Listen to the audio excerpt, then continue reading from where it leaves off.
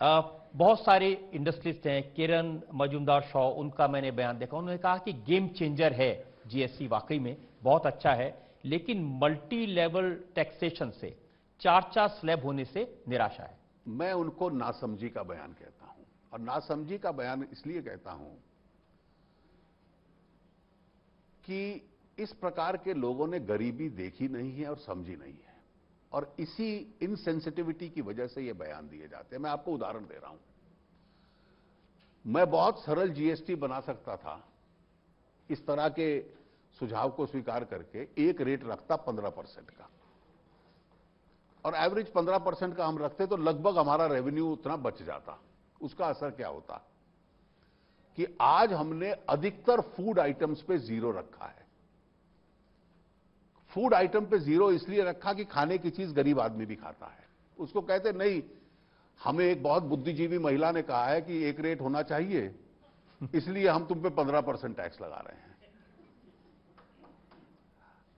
आप एक बुनियादी तथ्य समझ लें कि पब्लिक डिबेट और डिस्कोर्स में पार्टिसिपेट करने से पहले कुछ एलिमेंट्री समझ होनी चाहिए।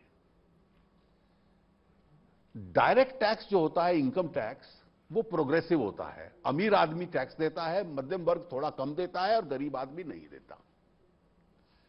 इनडायरेक्ट टैक्स जो होता है वो रिग्रेसिव टैक्स होता है कि अगर मैं साबुन खरीदने जाता हूं और एक गरीब आदमी साबुन खरीदने जाता है, हम दोनों एक जितना टैक्स देते हैं। इसलिए गरीब की वस्तुओं पे टैक्स कम लगे, मध्यम वर्ग की वस्तुओं पर थोड़ा सा लगे और अमीर की चीज पे ज्यादा लगे, ये इनडायरेक्ट टैक्स की एक ईमानदारी और इक्विटी होती है। मैं इस सुझाव को मान लूं तो मैं बार बार ये उदाहरण देता हूं, तो हवाई चप्पल पे और मर्सिडीज गाड़ी पे एक जैसा टैक्स लगाएं क्या?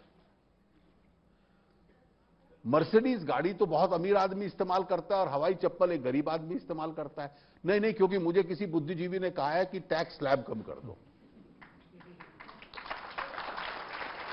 इसलिए अगर आप ढांचा देखें तो अभी आपने